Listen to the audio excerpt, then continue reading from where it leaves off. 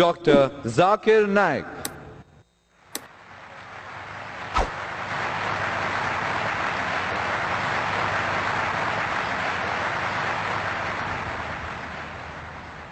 Alhamdulillah, wassalatu wassalam ala rasulillah wa ala alihi wa sahbihi ajma'in, amma ba'd. A'udhu billahi minash shaytanir rajim. Bismillahir rahmanir rahim. Qul in kana aba'ukum wa abna'ukum wa ikhwanukum wa azwajukum wa ashiratukum وأموال اقترفتموها وتجارة تخشون كسادها ومساكن ترضونها أحب إليكم من الله ورسوله وجهاد في سبيله فتربصوا حتى يأتي الله بأمره والله لا يهدي القوم الفاسقين. رب اشرح لي صدري ويسر لي أمري واحلل عقدة من لساني يفقهوا قولي. My respected elders and my dear brothers and sisters, I welcome all of you with the Islamic greetings. Assalamu alaikum wa rahmatullahi wa barakatuh. May the peace, mercy and blessings of Allah subhanahu wa ta'ala, of Almighty God, be upon all of you. The topic of my talk is dawah or destruction. I started my talk with a quotation from the glorious Quran from Surah Tawbah, chapter number 9. And Surah Tawbah happens to be one of the most militant surah of the glorious Quran. Why is Surah Tawbah one of the most militant surah of the glorious Quran?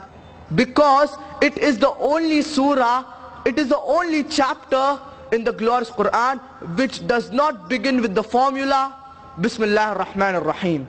In the name of Allah, most gracious, most merciful.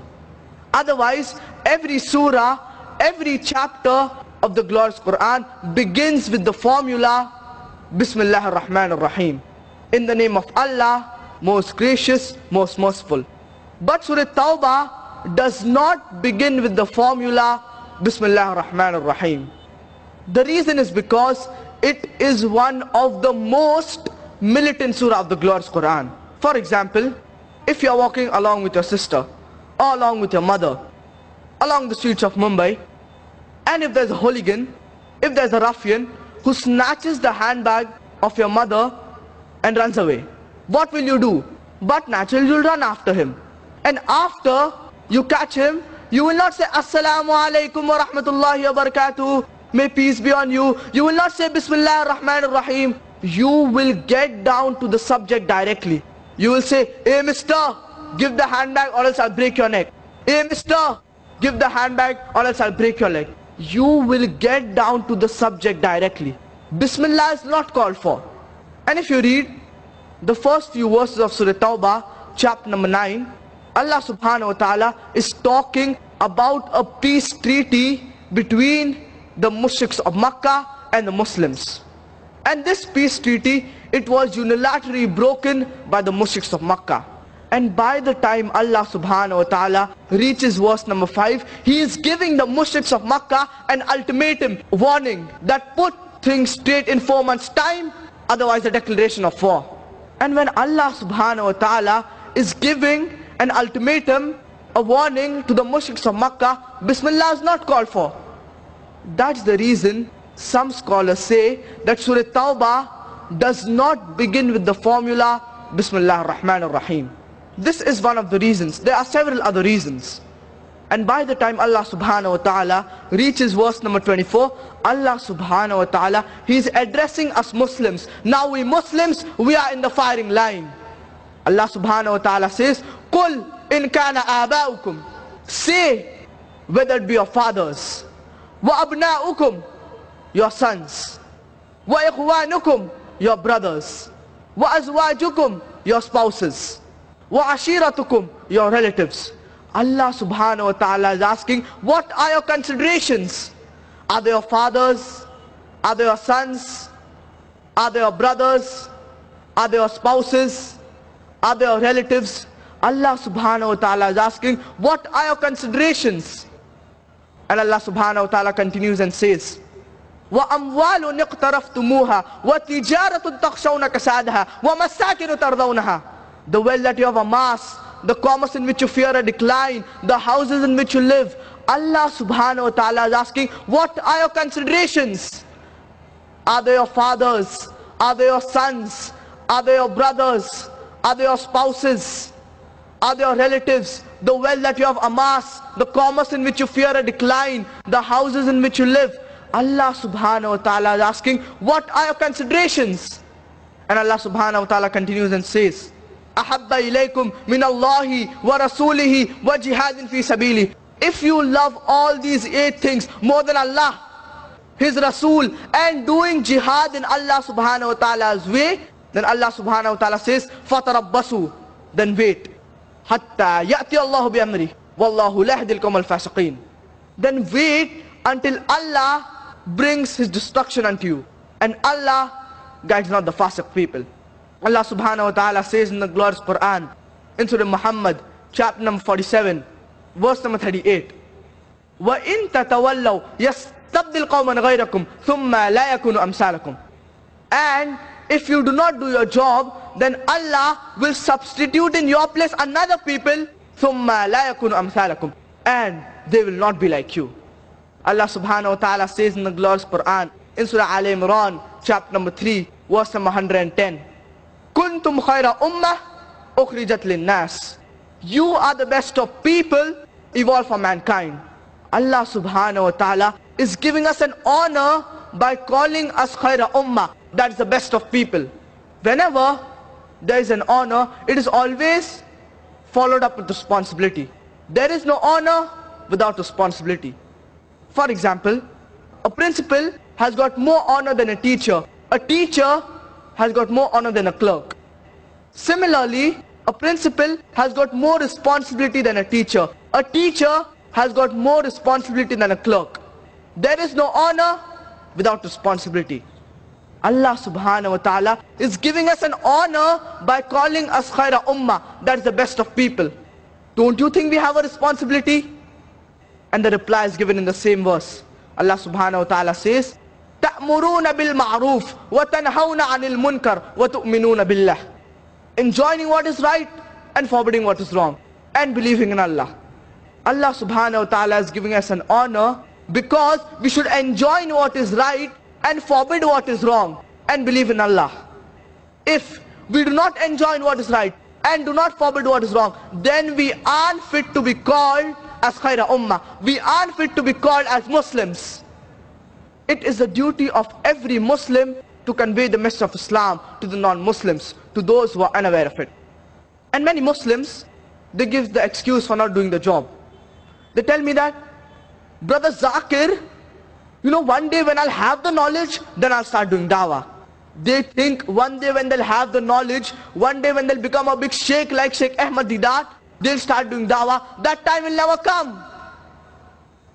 Our beloved Prophet Muhammad sallallahu alayhi wa sallam said, it is mentioned in Sahih Bukhari, volume number 4, book of knowledge, hadith number 3461.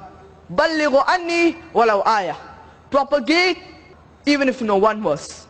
Even if you know one verse of Islam, as long as you know it correctly, it is your duty to propagate it to the non-Muslims, to those who are unaware of it.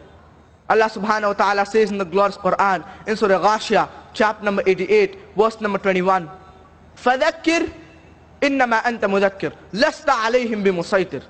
Your job is to convey. Giving hidayah, it is in the hand of Allah subhanahu wa ta'ala. We don't have to wait for results. We have to convey the message. Giving hidayah, it is in the hands of Allah subhanahu wa ta'ala. Allah subhanahu wa ta'ala says in the glorious Quran, in Surah Asr, chapter number 103, verse number 1 to 3. وَالْعَصْرِ إِنَّ الْإِنسَانَ لَفِي خُسْرٍ إِلَّا الَّذِينَ آمَنُوا وَعَمِلُوا الصَّالِحَاتِ وَتَوَاصَوْا بِالْحَقِّ وَتَوَاصَوْا بِالصَّبْرِ. By the token of time, man is verily in a state of loss. إِلَّا الَّذِينَ آمَنُوا, except for those who believe, وَعَمِلُوا الصَّالِحَاتِ, and do righteous deeds, وَتَوَاصَوْا بِالْحَقِّ, exhort people towards truth, that is dawah, وَتَوَاصَوْا بِالصَّبْرِ, and exhort people towards patience and perseverance. There are minimum 4 criteria for any human being to enter Jannah. Iman, righteous deeds, exhorting people towards truth, that is dawah, and exhorting people towards patience and perseverance. If one of them is missing, under normal circumstances, you will not enter Jannah. You may be a very good Muslim. You may be offering salah 5 times a day. You may be giving zakat. You may be fasting in the month of Ramadan. But if you do not do dawah, under normal circumstances, you will not enter Jannah. Not only dawah is important, all 4 criteria are equally important. Iman, righteous deeds, exhorting people towards truth, that is dawah, and exhorting people towards patience and perseverance. If one of them is missing, under normal circumstances, you will not enter Jannah. If Allah wants to forgive you, it is upon Allah subhanahu wa ta'ala. As Allah subhanahu wa ta'ala says in the glorious Quran, in Surah Nisa chapter number 4 verse number 48, and Surah Nisa chapter number 4 verse number 116, Inna Allah la yaghfiru an yushraka bih, wa yaghfiru ma duna dhalik liman yasha. Allah will not forgive the sin of shirk, but He will forgive anything else to whom He pleases. Allah subhanahu wa ta'ala says in the glorious Quran, in Surah Al-Imran chapter number 3 verse number 104, وَلْتَكُمْ مِنْكُمْ أُمَّةٌ يَدْعُونَ إِلَى الْخَيْرِ وَيَأْمُرُونَ بِالْمَعْرُوفِ وَيَنْهَوْنَ عَنِ الْمُنْكَرِ وَأُولَٰئِكَ هُمُ الْمُفْلِحُونَ. Let there arise out of you a band of people inviting towards all that is good, enjoining what is right and forbidding what is wrong, and they are the ones to attain felicity. Here Allah subhanahu wa ta'ala is talking about full-time da'is. And Surah Asr chapter number 103, Allah subhanahu wa ta'ala is talking about part-time da'is, and it is the duty of every Muslim to be a part-time da'i. And according to Surah Al-Imran chapter number 3 verse number 104, it's talking about full-time da'is. How many full-time da'is do we have? Like how we have full-time doctors, full-time lawyers, full-time engineers. How many full-time da'is do we have? These Christian missionaries, there are hundreds of thousands traveling from one country to another, spreading their religion. How many full-time da'is do we have? How many?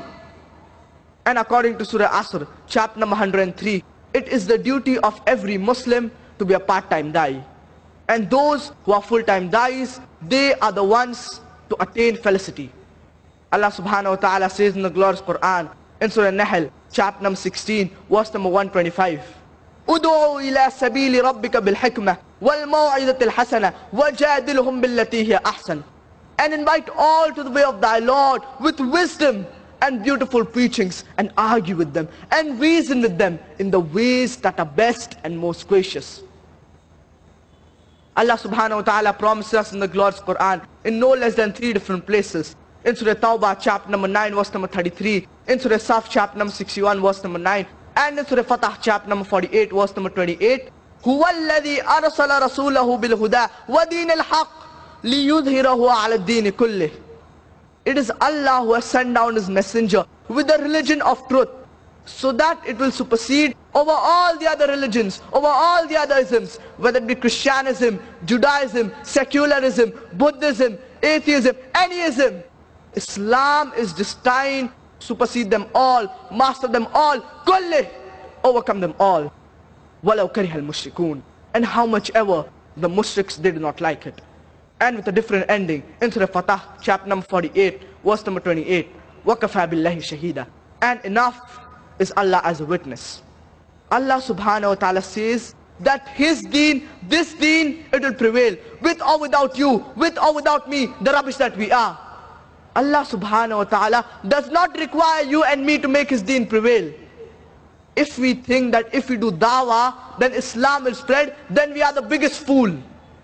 Allah subhanahu wa ta'ala is giving us an opportunity to make hay while the sun is shining. If we think that if we don't do dawah, then Islam will not spread, then we are the biggest fool. Allah subhanahu wa ta'ala is giving us an opportunity to do a prophet's job and earn a prophet's reward. I would like to end my talk with a quotation from the glorious Quran, from Surah Fussilat, chapter number 41, verse number 33. وَمَنْ أَحْسَنُ قَوْلًا مِمَّنْ دَعَا إِلَى اللَّهِ وَعَمِلَ صَالِحًا وَقَالَ إِنَّنِي مِنَ الْمُسْلِمِينَ. Who is better in speech than one who invites others to Allah subhanahu wa ta'ala, works righteousness and says that I am a Muslim. Wa akhiru da'wana anil hamdulillahi rabbil alameen. Jazakallah.